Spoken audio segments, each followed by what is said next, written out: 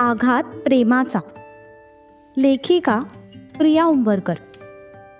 वाचक स्वर सिद्धी गायकर.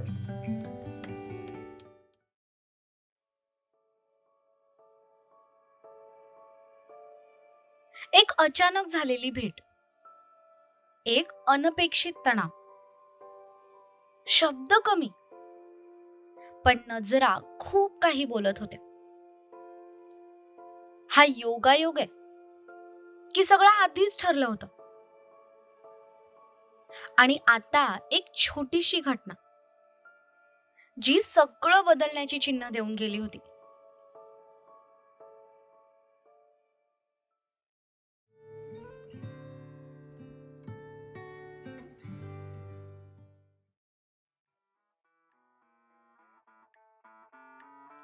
ओ शुक, तिने मानेनेच त्याला तिच्यासोबत येण्याचा इशारा केला. मी नाही, तुम्ही नाही, मागच्या भिंतीला बोलवते. तिने इकडे तिकडे पाहिलं तर बाजूच्या एका बोळीमध्ये बरेच बॉक्सेस ठेवलेले होते आणि त्याच्या कडेने थोडी जागा होती. ते बघून तिच्या डोळ्यात चमक आली. तिला मनातली भडास जी बाहेर काढायची होती. तिने सक्षमकडे पाहिलं. तो अजूनही प्रश्नार्थक नजरेने तिच्याकडे बघत होता. तिने एका हातात ओढणी घट्ट पकडली आणि पटापट चालत जाऊन तिने त्याचा हात पकडला आणि त्याला ओढतच त्या मधल्या बोळीमध्ये घेऊन गेली. हे सगळं तिने इतक्या पटकन केलं की एका क्षणासाठी त्याला कसं रिॲक्ट करावं ते सुद्धा कळलं नाही. तो काही बोलणार त्याआधी ते दोघं त्या बोळीमध्ये जाऊन पोचले सुद्धा होते. Are you mad? What is this behaviour? हा प्रश्न खरं तर मी तुम्हाला विचारायला हवा ना. वेडे आहात का तुम्ही? हे काय चाललंय तुमचं? तसा तो पुन्हा प्रश्नार्थक नजरेने तिच्याकडे बघू लागला. ती नक्की कशाबद्दल बोलते हे त्याला अजूनही समजलं नव्हतं. माझं काय चाललंय? मी काय केलं? वा, याला म्हणतात चोर तो चोर आणि वर शिरजोर. तुम्ही इथे कशाला आलात? आणि प्लीज आता असं म्हणू नका की मी साड्या घ्यायला आलो होतो आणि लकीली तुम्हाला दिसलीस. एक मिनिट. पहिली गोष्ट, मी इथे साड्या घ्यायला आलेलो नाहीये. मी माझ्या बहिणी सोबत आलोय. हो का? मग कुठे? काय? तुमची बहीण. तुम्हीच म्हणालात ना की तुम्ही इथे तुमच्या बहिणी सोबत आलात. मग कुठे आहे तुमची बहीण? ती वर आहे. वर म्हणजे? आर यू डम? वर म्हणजे वरच्या फ्लोअरला. मग तुम्ही मधल्या फ्लोअरला काय करताय? तुला बघायला आलो होतो. काय? Wait, let me explain. काहीही चुकीचे गैरसमज करून घेऊ नकोस.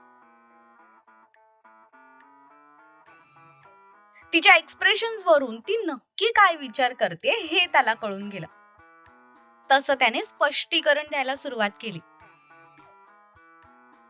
मी तुझ्या पाळतीवर माणूस ठेवलाय. काय? अहो, तुमचं डोकं फिरलंय का? ही अशी कशी मदत करताय तुम्ही मला? तू 1 मिनिटासाठी स्वतःचं तोंड बंद करून माझं पूर्ण ऐकून घेणार आहेस का? बोला. मी तुझ्या पाळतीवर माणूस ठेवलाय, ते तुझ्या सेफ्टीसाठी. तू बघितलंस ना, तुझ्या घरचे तुझ्या लग्नासाठी किती उतावीळ आहेत. उद्या घाईघाईमध्ये त्यांनी 15 दिवसांचं लग्न 8 दिवसात लावलं तर? आता मी तुला तुझं लग्न न होऊ देण्याचं प्रॉमिस केलंय म्हटल्यावर मला त्या गोष्टीमध्ये लक्ष घालावंच लागणार ना. म्हणून तुझ्या आणि तुझ्या घरच्यांच्या प्रत्येक हालचालीवर मी लक्ष ठेवणे. काय सांगावं? उद्या शॉपिंगच्या बहाण्याने तुला घरातून कुठेतरी मंदिरात नेतील आणि त्या माणसासोबत तुझं लग्न लावतील. आणि अशा सिच्युएशन मध्ये मला जर काही माहितीच नसेल तर मी तुझी मदत कशी करणार होतो? म्हणून लग्न होईपर्यंत तरी माझं तुझ्यावर लक्ष असणार आहे. समजलं आता?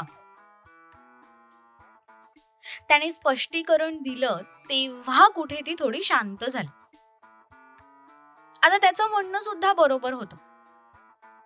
तिच्या घरचे असंही करायला मागे पुढे पाहणार नाहीत याची तिला कुठेतरी खात्री होती.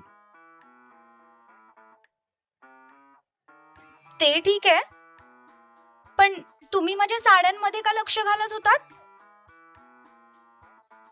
कारण तुला कपड्यांची जरा सुद्धा चॉईस नाहीये. तुझ्या घरचे जे सांगतायत ते तू नंदी बैलासारखी गुबू गुबू करून मान डोलवून मान्य करतेस. म्हणून मी फक्त थोडीशी मदत केली तुझी. मदत? तुम्हाला इथे बघून थोड्या वेळासाठी हार्ट अटॅक आला होता मला. का? मी काय राक्षस आहे का? इनफॅक्ट त्यापेक्षाही भयानक आहात. काय म्हणालीस? काही नाही, जा तुम्ही आता, मी पण जाते. ती तिथून जायला निघाली, पण जाता जाता तिच्या हाताचा धक्का बाजूच्या एकावर एक रचलेल्या बॉक्सला लागला. आता ते बॉक्स आपल्या अंगावर पडतील या भीतीने तिने डोळे गच्च मिटून घेतले. पण पुढच्याच क्षणाला ती जोरात मागे ओढली गेली आणि तिला तिचा गाल कोणत्या तरी भारदस्त गोष्टीवर टेकल्यासारखा वाटला.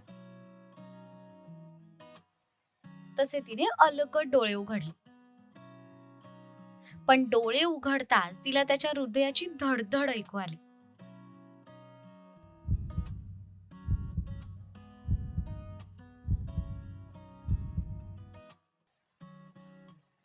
त्याने तिला जोरात मागे ओढल्यामुळे ती ऑलमोस्ट जाऊन त्यालाच बिलगली होती.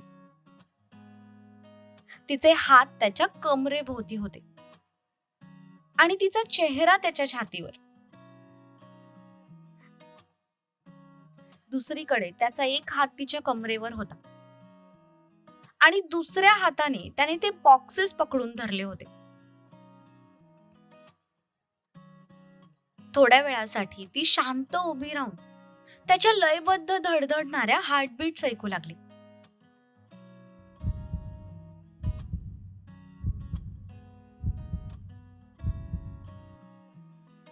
त्याच्या कपड्यांचा तो सुगंध तिला वेडावून गेला.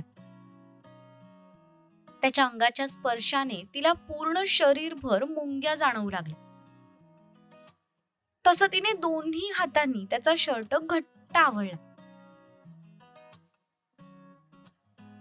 काहीतरी पाडल्याशिवाय किंवा कुठेतरी धडकल्याशिवाय तुझा दिवस जात नाही का?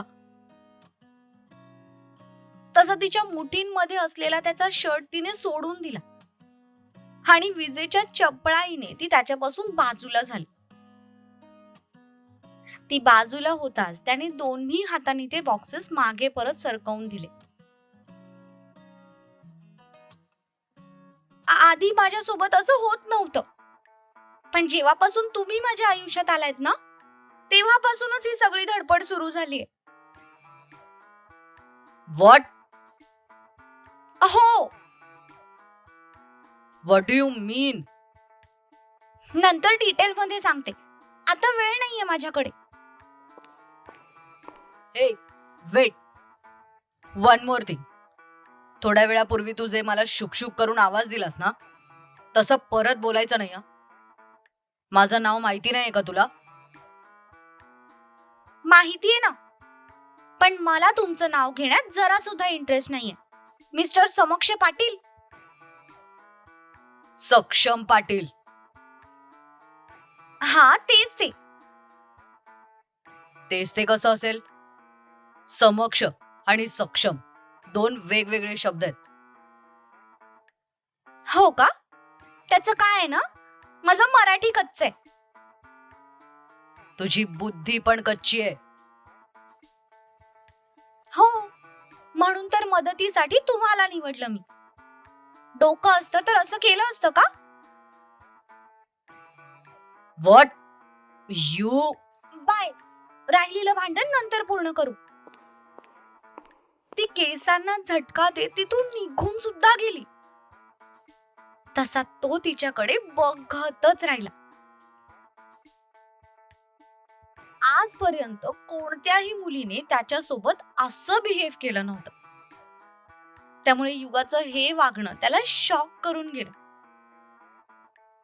भरीसभर म्हणजे जितकी त्याला तिच्याबद्दल बाहेरून माहिती कळाली होती त्यात ती खूप शांत, घरच्यांना घाबरणारी आणि भित्री आहे असं त्याला समजलं होतं.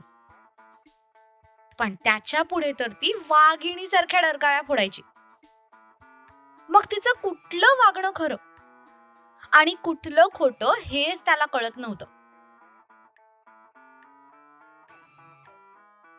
मोकळ्या मैदानात ताठ मानेने फिरणाऱ्या सक्षम पाटीलला ही पोरगी बोळीमध्ये घेऊन गेली. स्वतः तर पागल आहेच, सोबत माझं पण डोकं फिरवते. म्हणे इथे कशाला आलात? माझी बुद्धी भ्रष्ट झाली होती म्हणून आलो. तो तसाच चिडून तिथून बाहेर निघून गेला आणि थेट जीवा होती त्या फ्लोअरला जाऊन पोहोचला. भाई, बरं झालं तू आलास. हे बघ, मी हे 2 ड्रेसेस सिलेक्ट केले. एक तिच्यासाठी आणि एक माझ्यासाठी.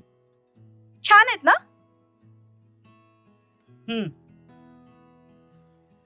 त्याचे डोळे जरी त्या दोन्ही ड्रेसेसवर असले तरी मन मात्र थोड्या वेळापूर्वीच्या त्या प्रसंगात अडकलं होतं. दादा, हे दोन्ही ड्रेसेस पॅक करा.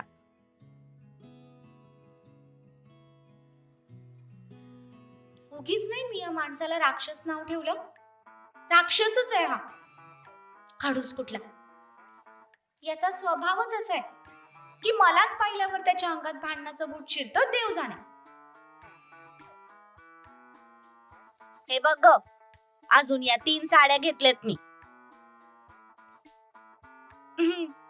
छान आहेत. तसंही आता युगाला काही त्या शॉपिंग मध्ये काडीचाही इंटरेस्ट उरला नव्हता. ओ दादा, या सगळ्या साड्यांचं बिल बनवा. इकडे जीवा आणि सक्षम सुद्धा खाली आले. दुकानदाराने त्यांचं बिल बनवलं. सक्षमने त्याचं कार्ड पुढे केलं.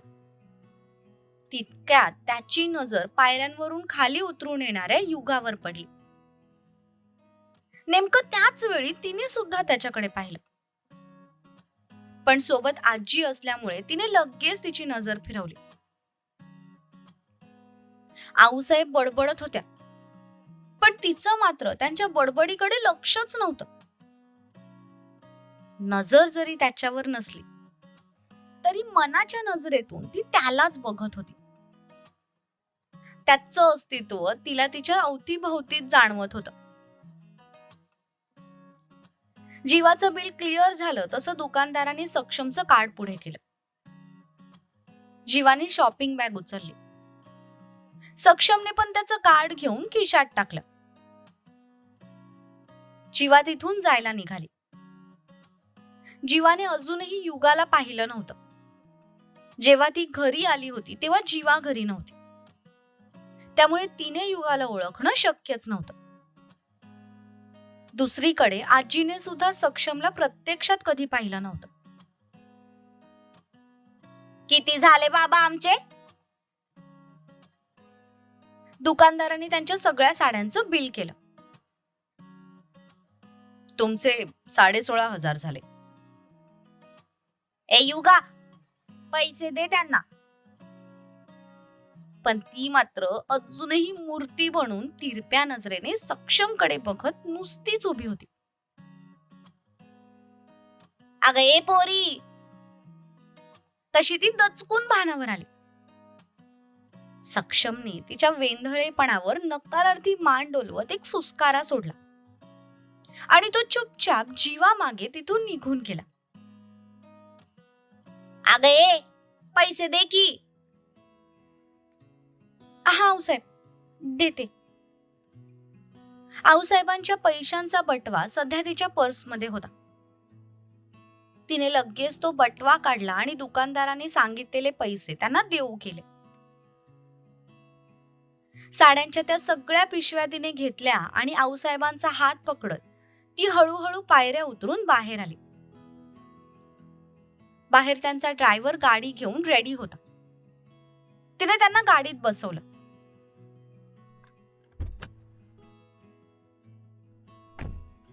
पिशव्या आत ठेवल्या. पण गाडीत बसताना तिने एकदा अवतीभोवती नजर टाकली. पण यावेळी तो तिला कुठेही दिसला नाही. तसा तिने एक मोकळा श्वास सोडला आणि ओढणी सावरत ती गाडीत बसली.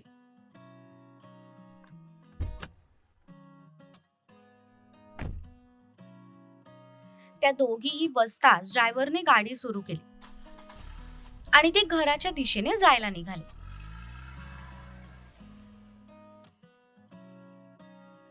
तिथून जाताना सुद्धा खिडकीतून ती कुठेतरी तो दिसतोय का ते बघत होती. पण त्यानंतर तो तिला कुठेही दिसला नाही.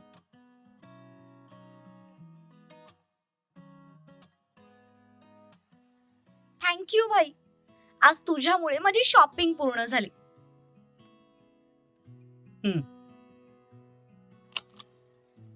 त्याने सीट बेल्ट लावत कार स्टार्ट केली आणि तो सुद्धा घरी जायला निघाला.